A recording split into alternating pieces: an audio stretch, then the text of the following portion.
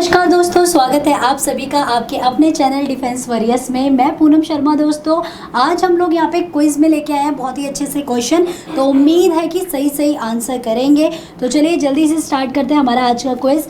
तो चलिए स्टार्ट करते हैं। और हाँ गाइस, कल के लिए मैं एक चीज़ बताना चाहूँगी।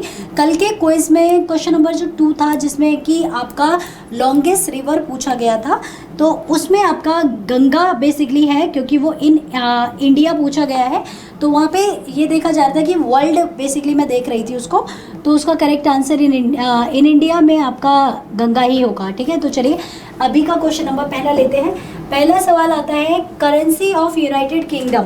आपको बताना है कि यूके की करेंसी क्या है, जिसके लिए मैंने यहाँ पे आपको एक ट्रिक भी बताया था। ठीक है, तो आपको यहाँ पे बताना है कि यूके की करेंसी क्या है। आपके ऑप्शन है पाउंड, डॉलर, दिनार या फिर नन ऑफ दिस। ठीक है, तो यूके की करेंसी बतानी है। आज सुबह की क्लास में मॉर्निंग 8 बजे करेंसीज हुई थी। ठीक है, तो वहीं से मैंने क्वेश्चंस को प्रिपेयर किया है, वहीं से क्वेश्चंस को बनाए हैं।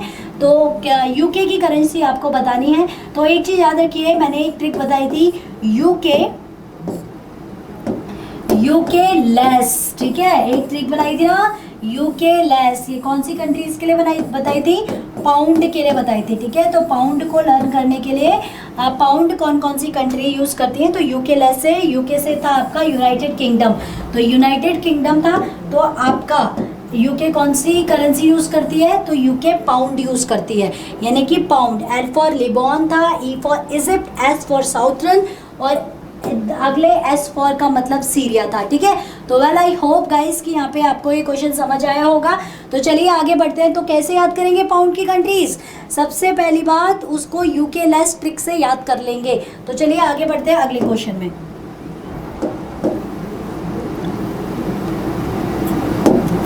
अगला आता है,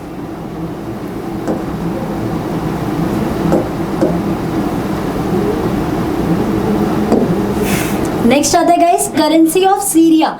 आपको बताना है सीरिया की करेंसी। तो आपके ऑप्शन है पाउंड, रुपी, डॉलर, दिनर। ठीक है, तो सीरिया की करेंसी बेसिकली बतानी है कि सीरियस में कौन सी मुद्रा अपनाई जाती है, यानी कि कौन सी मुद्रा बेसिकली यूज की जाती है। जैसे इंडिया में रुपी की जाती है, तो सीरिया में क्या की जाती है। तो आपके ऑप्शन है पाउंड, रुपी, दिनार, डॉलर। तो इसका भी करेक्ट आंसर हो जाएगा पाउंड।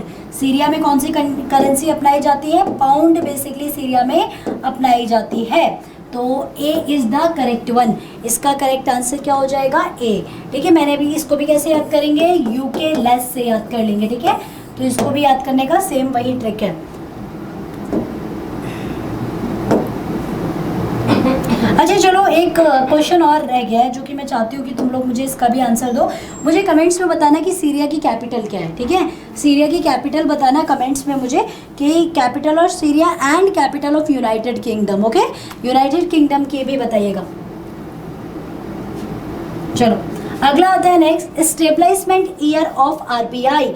आपको बताना है कि आरबीआई का स्थापना वर्ष क्या है, यानी कि आरबीआई की स्थापना कब हुई थी। रिजर्व बैंक ऑफ इंडिया, बैंकों का बैंक, बात समझ आई, देश का सेंट्रल बैंक, केंद्रीय बैंक, इसकी स्थापना कब हुई थी? तो 1994 में हुई है।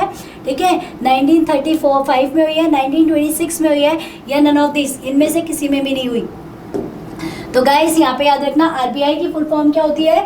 Reserve bank of India. याद रखिएगा, reserve bank of India. Head office कहाँ पर है इसका, तो कमेंट्स में बताइएगा। चलो ये मैं बता देती हूँ, तुम्हारे लिए अच्छा क्वेश्चन देती हूँ। इसका हेड ऑफिस मुंबई में है। आप लोग मुझे बताना कि इसके करंट में गवर्नर कौन है। ठीक है, तो आरबीआई के करंट गवर्नर का आपको नाम बताना है। ठीक है, तो आरबीआई की स्थापना हुई है आपकी 1 अप्रैल। ठीक है, तो 1 अप्रैल 1935 में आरबीआई की स्थापना हुई थी। तो यहाँ पे करेक्ट आंसर हो गया बी। ठीक है, अगर आपसे पूछ ले कि आरबीआई का एक्ट बताओ, तो 1934 आरबीआई का एक्ट है। तो बड़ा बड़ा याद कर लो, 1934 आरबीआई का एक्ट है। आरबीआई की स्थापना 1 अप्रैल 1935 में हुई थी। कमेंट्स में बताओगे मुझे कि आरबीआई के करंट में गवर्नर कौन है। ठीक है, तो ये आपके लिए क्वेश्चन है। तो चलिए आगे बढ़ते हैं और आगे नेक्स्ट में मूव करेंगे।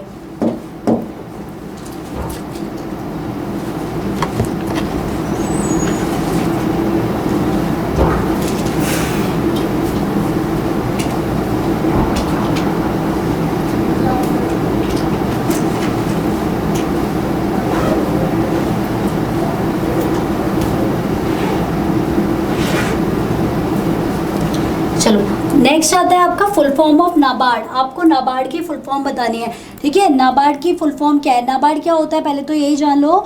नाबार्ड जो है आपका जो गांव, जो आपका रूरल एरियाज़ होते हैं, ठीक है, उसमें जो आपकी छोटी छोटी बैंक होती हैं, आरआरबीज होती हैं, रीजनल रूरल बैंक्स जो आप कहते हो, क्षेत्रीय ग्रामीण बैंक, उनका हेड बैंक होता है, ठीक है, एक हेड रेगुलेटरी है, ठीक है। तो नाबार्ड की यहाँ पे आपको फुल फॉर्म बतानी है, ठीक। तो चलिए यहाँ पर आपके ऑप्शंस हैं, national bank for agriculture and rural development, national agriculture bank of rural development, या फिर national bank of rural development, या नन ऑफ दीज, ठीक है। तो ये आप लोगों को बताना है। और मैं आपको बता दूं नाबार्ड के करंट में चेयरमैन भी चेंज हुए हैं, तो वो भी आप लोग मुझे कमेंट्स में बताएंगे कि करंट में नाबार्ड के चेयरमैन कौन है, ठीक है। हेड ऑफिस इसका मुंबई में है,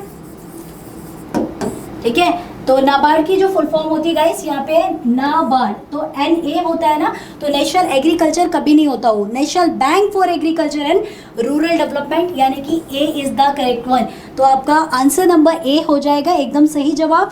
तो A इसका सही उत्तर है। तो जल्दी से मुझे कमेंट्स में आप लोग लिख के बताओगे कि इसके करंट में चेयरमैन कौन है, ठीक है। तो चलिए आगे बढ़ते हैं और आपका अगला और लास्ट क्वेश्चन देखते हैं कि क्या है।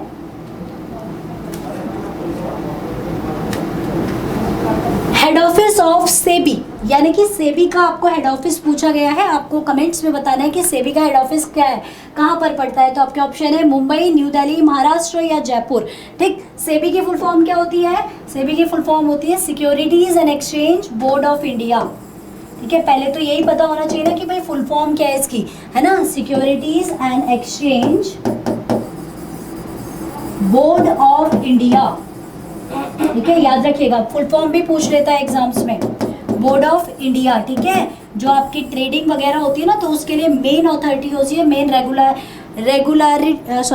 मेन आपकी अथॉरिटी है ना। तो एक मेन बॉडी है ये। तो इसका हेड ऑफिस बेसिकली पूछा गया है, तो मुंबई, न्यू दिल्ली, महाराष्ट्र एंड जयपुर। तो इसका हेड ऑफिस गाइस मुंबई के अंदर बेसिकली है। और करंट में कौन इसके चेयरमैन है, ये आप लोग मुझे कमेंट्स में बताएंगे। तो मैंने कई सारे क्वेश्चन आपको दिए हैं, तो करंट में इसके चेयरमैन कौन है, ये आपको मुझे कमेंट्स में लिख के बताना है। तो गाइस अभी के लिए thank you so much. I hope कि आपको यहाँ पे चीज़ें समझ आई होंगी। तो चलिए tata, take care, bye bye, जय हिंद, जय भारत।